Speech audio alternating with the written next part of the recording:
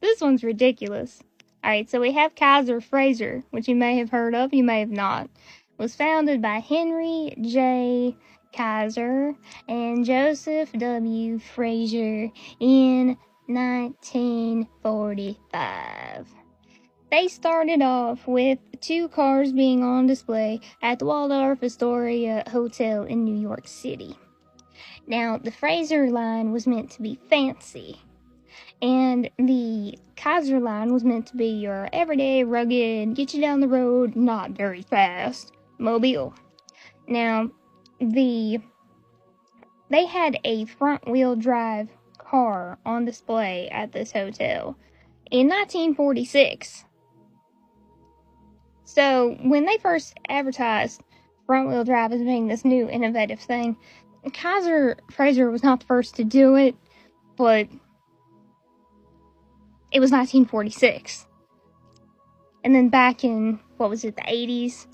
Front-wheel drive's the new thing. Okay, I'll get off my soapbox now.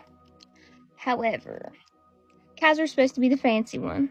Frazier's supposed to be the more rugged one, right?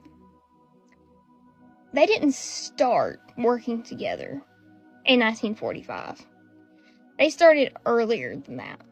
Now, if you're hearing Kaiser, and that part sounds familiar, and you're not a car person, that's because Kaiser Permanente, probably.